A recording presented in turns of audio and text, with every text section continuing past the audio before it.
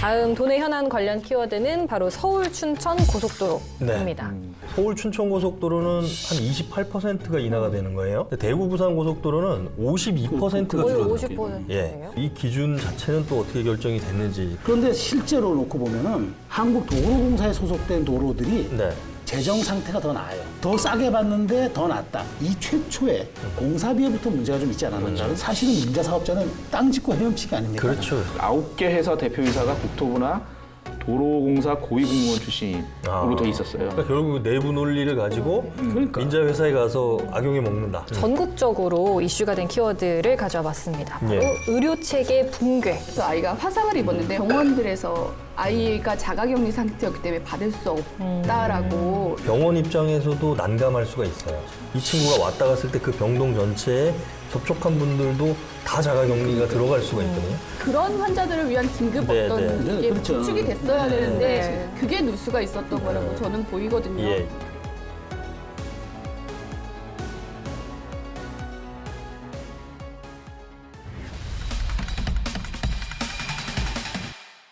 다음 돈의 현안 관련 키워드는 바로 서울 춘천 고속도로입니다. 이것과 관련된 이슈는 또 뭐가 있을까요? 서울 춘천 고속도로가 2009년 7월에 개통을 했잖아요. 네. 개통 당시부터 너무 통행료가 비싸다는 지적이 많았는데 네. 네. 11년 만에 이제 인하를 하게 되는 그 연말부터 이제 인하하겠다고 했는데 일정은 아직 안 정해졌어요. 근데 조만간 정한다고 하는데 네. 최근에 기재부에서 민간 투자 사업 변경 실시 협약을 이제 가결을 했습니다. 그래서 그러면서 현재 5,700원인 그러니까 경기도 하남 미사 그리고 춘천에서 이제 하남 미사까지의 그 구간을 승용차 기준으로 5,700원에서 4,100원으로 1,600원을 인하를 하는 겁니다. 네. 근데 좀 특이한 건 요번에 이제 이 민자고속도로 통행료가 이제 인하되는 결정이 두 군데인데 하나는 이제 서울 춘천 고속도로 이게 이제 5,700원에서 4,100원으로 내리고요. 대구 부산 고속도로가 1,500원에서 5,000원으로 인하가 됩니다. 네. 이 비율을 보면 서울 춘천 고속도로는 한 28%가 인하가 되는 거예요. 1,600원 줄어드니까. 네. 근데 대구 부산 고속도로는 52%가 거의 줄어들어요. 50%예요. 예. 물론 이제 요게 정부에서는 변경 실시 협약을 맺어야 돼요. 그 이제 민자고속도로 측하고 지금 통행량이나 니네가 얻는 통행료 수입이나 이런 것들을 따져가지고 네. 협의를 하는 건데 조금 이 기준 자체는 또 어떻게 결정이 됐는지 그 이면도 좀 들여다봐야 되지 않을까 뭐 이런 생각이 좀 들더라고요. 사실 제가 이제 이걸 저 방송 준비하면서 이제 네. 뭐쭉 자료를 보다 보니까 네. 우리 도로법이 있어요. 우리 도로법이 있는데 도로법의 기본 원칙이 있더라고요. 그러니까 이게 도로법의 원칙은 예. 재정으로 부담하고 관리해서 무료로 제공한다가 도로법의 원칙이더라고요. 네. 그래서 근데 왜 이제 이럴 경우가 생기느냐 봤더니 이제 단서 조항이 정부 재정이나 세금이 부족할 때 예외적으로 유료 도로를 만들어 사용료를 징수할 수 있다라고 하면서 그 법의 근거가 94년 이제 민자유치법이 생겨서 네. 이제 이렇게 민자들을 유치해서 한 거예요. 근데 이제 여기에서 이제 의문점이 생기는 거죠. 네. 자, 그러면은 그러니까 민자가 투입된 도로와 네. 그러니까 정부가 지경하는 도로, 그러니까 도로공사 관리하는 도로죠. 네. 정확히 말하면. 거기가 이제 사실은 이제 아까 얘기한 편차가 좀 1.5배인가 뭐 아까 최국장이 얘기한 대로 난다 그랬잖아요. 그런데 실제로 놓고 보면은 한국도로공사에 소속된 도로들이 네. 재정 상태가 더 나아요. 더 싸게 받는데 더 낫다. 네. 이건 무엇을 의미하느냐? 자, 그러니까 여기서 이제 이제 의문이 발생하는 거. 물론 이제 우리 한국도로공사가 관리하는 도로에 이제 뭐 휴게소도 있고 우리가 직영하니까 좀 그게 수익이 난다고 쳐도 네. 이게 분명히 그와는 뭐 약간의 연동성이 있겠지만 그렇다고 해서 보지 않거든요. 예. 그렇다면 가장 중요한 문제는 아마 저는 이 최초에 공사비에부터 문제가 좀 있지 않았는가. 근데 공사비를 공개를 안 한다더라고요. 예. 이게 영업기밀. 영업기밀이라 민간이 했기 때문에 공사비를 안 한다는 거야. 그러면서 이 사람들이 요구하는 거는 이른바 MRG 제도를 요구하는 거야. 최소 수입 보장 제도. 그러니까 그 적정한 수입이 안 나면은 보장된 이 마진까지는 정부가 부담한다가 이 MRG의 그 의미란 말이에요. 그럼 그렇다면은 이걸 가지고 하니까 이 사람들은 그러면 아무것도 손해보지 않는 거야. 공사비가 얼마나 들어간지도 우리는 사실 모르고 그러면 사실은 민자 사업자는 땅 짓고 헤엄치기 아닙니까? 그렇죠. 그러니까 우리 사회가 그동안 많은 이제 민자 사업이 서울 춘천 말고도 서울에도 경기도 많더라고요. 많죠. 근데 여기에 민간 사업자들 이렇게 앓는 소리 하면 입찰 들어오지 말아야지. 근데 입찰하면 굉장히 열기가 높대요. 그러니까 저는 이제 앞으로 정부가 좀 재정 운용 방식을 이랬으면 좋겠어요. 우리 연기금 있잖아요. 네. 연금과 기금 많잖아요. 연기금들이 수익률 내려고 딴 데 막 그 위험한 펀드도 쫓아다니고 막 그러더라고요. 그러니까 그러지 말고 SOC에 투자하면 되는 거 아닙니까? 우리 국민들이 나중에 쓸 돈이니까 사실 안정적이잖아요. 이 정도라 그러면은 사실은 굉장히 안정적인 수익이 날 수가 있어요. 그러면 괜한 민자 받아서 하는 것보다 연기금을 동원해서 할 수 있는 방법도 정부가 좀 제도적으로 열어놓을 필요도 있고 좀 그런 것을 융통성 있게 해야지 비난이 자꾸 계속되니까 수저 약간 통행료 내리겠다. 사실 이거는 언발의 오줌누기식일 수도 있고 눈 가리고 앙일 수도 있어요. 그렇기 때문에 이런 좀 제한적인 것 말고 좀 근원적으로 우리가 사실은 기관 시설은 사실 우리가 보편적 서비스, SOC 인프라에 대한 부분들은 보편성의 원칙이 있어요. 국민이 아주 균등하게 이걸 누려야 된다. 이런 점들은 정부가 좀 고민해봐야 될 것 같아요. 이게 민자 사업들이 갖고 있는 이제 구조적인 문제인데 정권이 바뀔 때마다 몇 년치가 달라지는 거예요. 그러니까 그 당시 민자 사업을 인허가를 해줬던 정부하고 몇 년 지나서 정권이 또 바뀌잖아요. 그러면 그 당시에 왜 그렇게 판단을 했는지에 대해서 이 사람들 잘 몰라요. 정권이 바뀌고 나서. 그러니까 그런 문제점들이 쌓이다 보니까 우리 대표적인 게 미시령 터널인데. 네네. 예. 그 동서고속도로를 네. 전혀 예측하지 못하고, 그러니까 우리 서울 그렇죠. 양양고속도로 전혀 예측하지 못하고 만들어놨다가 지금은 문제가 된 거 아니에요. 물론 이번에 보니까 지역 주민들은 다시 무료로 통행하게끔 네. 도의회가 조례를 개정했다고 하는데 어쨌든 그러니까 국가 인프라 문제에 대해서는 좀 예측 가능해야 되고 예. 수요도 장기적으로 어떤 우리가 예측한 상태에서 기본 계획을 깔아야 되는데 이게 이제 말하자면은 약간 정권이 전리품처럼 돼가지고 누군가가 이제 그 어떤 해당 지역 쪽에서 좀 유리한 쪽으로 가게 되면 그쪽에다 좀 지원해주고 이런 경우들이 많아서 아까 얘기한 대로 저는 그러니까 정부가 자꾸 예산상의 이야기를 하면 난 연기금으로 가는 방법도 내가 대안을 얘기한 거예요. 충분히 가능성이 있다고 봐요.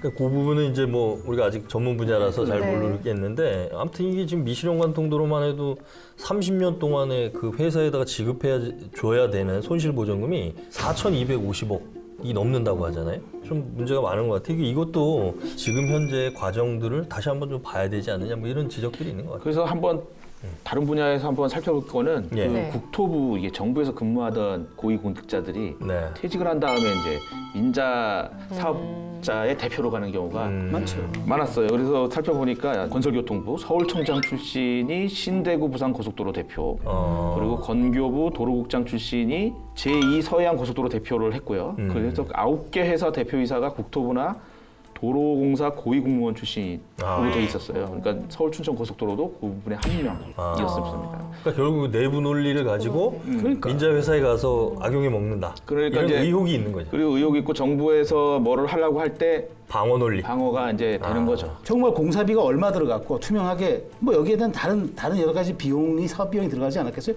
투명하게 공개하고 그러면은 그때 거기에 근거한 그 통행료 산출은 그렇죠. 많은 사람 납득할 수가 있는데 네. 깜깜이 상태에서 돈 얼마큼 네. 징수한다면 사람들 이게 어떤 기준인지 그러니까 아까 지금 인하 폭도 이 도로가 다르고 저 도로도 다른 거예요. 예.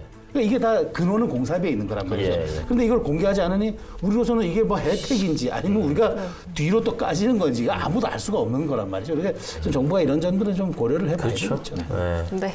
그러면 또 여기서 또 다른 키워드 넘어가 보겠습니다. 바로 네. 조명래 환경부 장관. 예. 17일에 이제 조명래 장관이 강원도청 방문해서 예. 춘천 수열 에너지 관련 업무 협약을 맺었습니다. 네. 근데 이제 설악산 오세 케이블과 관련해서는 좀 악연이라고 하는데 네, 당연히 환경부 장관 입장에서 지금 행정 심판이 추진 중인데 거기에서 입장 변화가 있다고 하는 것도 좀 맞지 않는 것 같고요. 네. 환경부 입장에서는 여하튼 원론적으로 절차상으로 그렇게 판단을 했다고 얘기할 수밖에 없을 것 같아요. 네. 만약에 장관이 네, 다른 분이었다면 그리고 지금의 정권이 아니었다면 이렇게 됐을까라고 이제 반대로 생각해 볼 때 예, 그냥 예. 단순하게 봤을 때 이건 될 사업이 사람 때문에 안 된 거라고도 판단할 수 있다. 네. 조명래 장관이 이제 대학 교수 출신이잖아요. 예, 예. 대학 교수 출신이고 이제 장관 하기 전에 환경회의 한국환경회의 공동대표도 했고 환경정책평가연구원장도 했어요. 네, 그러니까 네. 이른바 환경보호론자이기 때문에 그렇죠. 환경에 치우치는 예. 쪽으로 간단 말이죠. 근데 과연 정부의 한 부처의 수장이 어떤 특정한 분야에서만 발군에 자기 이력을 쌓은 분들을 갖다 놓는 게 이게 온당한 것이냐. 최소한 국가 정책이라는 건 균형 잡힌 시각에서 반대 측면도 수렴할 수 있어서 그것을 정책으로 승화시키는 그런 능력이 있어야 되는 분들이 국무위원회 오셔야 되는데 그런 게 전 대단히 안타까워서 사실 이분이 지명될 때 난 좀 불길한 생각이 들었어요. 솔직히 말해서 쉽지 않겠다는 생각을 했는데 어쨌든 뭐 여기까지 온 거니까 좀 첫 단추는 잘못 끼워진 듯한 느낌은 강원도민들이 받겠지만 어쨌든 결과는 좀 좋았으면 좋겠네요. 환경부하고 연이어서 강원도는 계속 악연이 있는 거죠. 사회권권. 그러니까 이제 강원도가 가지고 있는 어떤 자연 환경이라는 요소들이 결국 지역 발전에 제약이 돼 왔단 말이에요, 여태까지. 그러니까 어떤 면에서는 낙후 상태를 벗어나지 못하는 건데 이 이분법적으로 볼 게 아니라 아까 최수영 소장 지적하신 대로 단순하게 환경보호 때문에 뭐든지 안 된다. 이렇게 갔을 때는 사실은 지역에 살고 있는 주민 입장에서는 대단히 불합리한 결정이거든요. 그러니까 그런 면에서 우리가 좀 바라봐야 되는 거 바로 아닌가. 그거 그러니까 정치의 본령은 갈등 조정이에요. 네, 그러니까 네. 결국 지방이 발전해야 그 지방의 발전의 총합이 국가라는 말이에요. 그렇죠. 그러니까 우리가 이걸 놓고 봐줘야 되는데 국가가 우선이고 뭐든지 어떤 한 분야의 가치가 우선이라고 보면은 균형 잡힌 정책을 할 수가 없잖아요. 그래서 이분이 또 얼마 전에 또 설화도 있었잖아요. 사실 예, 우리 저 예, 예. 화천 산천 축제에다가 생명을 담보로 한 인간 중심의 향연은 바람직하지 않다. 그러니까 이분은 굉장히 보면은 국가의 정책을 주무르는 담당하는 이른바 국무위원회 자격은 과연 온당한 것인가에 대한 질문은 아마 많은 사람들이 의아심을 표명할 수도 있을 거라고 봐요. 그런 발언은 정말 신중해야 된다고 봐요. 그렇죠. 그거는 환경단체 장이 해야 그렇지. 될 말이지 완경부 장관의 발언으로서는 상당히 부적절하지 않았나라는 생각이 좀 듭니다. 예, 예. 네.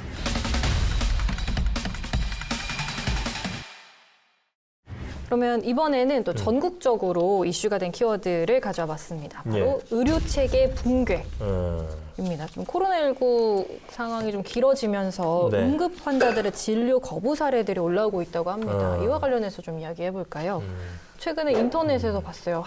화상 입은 아이 사진 보셨나요? 10개월 된 아기. 네. 부모님과 같이 확진자 접촉 뭐 이런 걸로 해서 자가격리 중이었던 10개월 된 아이였어요. 그런데 이제 집에서 계속 케어를 하시다가 어떤 실수로 인해서 아이가 화상을 입었는데 정말 얼굴부터 맞아요. 전체적으로 되게 심한 화상을 입었더라고요. 근데 이 아이가 지금 자가격리 상태였기 때문에 확진의 가능성도 아. 있었던 거죠. 그래서 아이를 병원으로 데려가야 되고 응급실을 가야 되는데 병원들에서 아이가 자가격리 상태였기 때문에 받을 수 없다라고 여러 군데에서 이제 좀 그렇게 기피를 하셨었나 봐요.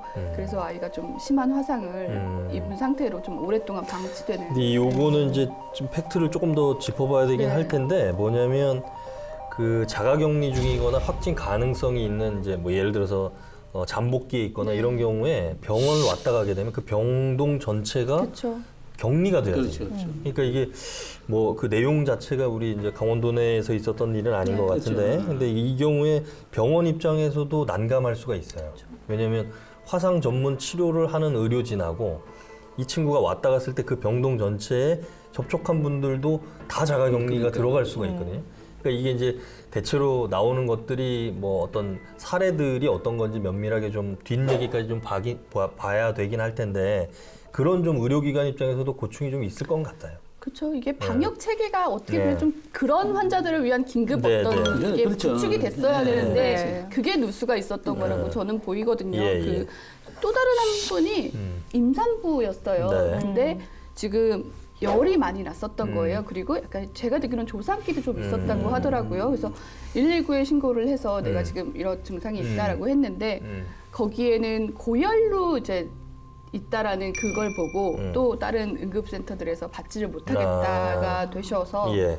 결국에는 좀 여러 병원을 이렇게 거치시다가 아이를 잃게 되는 아. 네, 그런 경우도 있었어요. 그러니까 이런 거는 지금 미처 생각지도 그렇죠. 못하고 지금 대비가 안 돼 있는 상황일 거예요. 네. 왜냐하면 지금 발생하는 확진자들도 병상 숫자 때문에 일부 수도권에서는 병상 수가 거의 다 찼다. 그래서 지금 정부가 대학병원급하고 국립대병원급하고 상급 병원에다가 행정명령을 내렸다 그러잖아요. 네, 네. 그래서 전체 병상의 1%를 코로나19 확진자용으로 긴급적으로 이제 배치를 하라 이렇게 이제 행정명령을 내렸다는 건데, 그러니까 결국은 이제 우리가 감당 가능한 수준까지 어떻게 유지를 하느냐. 지금 이제 병상 수, 의료진 수, 여러 가지 지금 말씀하시는 사각지대에 있는 이런 잠재적인 환자가 나왔을 때 그 병원에서 어떻게 처리를 해야 될지 이런 부분들도 아마 우리가 대부분은 지금 경험하지 못한 것들이 한꺼번에 쏟아지다 보니까 그런 상황인 것 같고 이런 어떤 사례들이 발생할 때 어떻게 조치를 해야 될지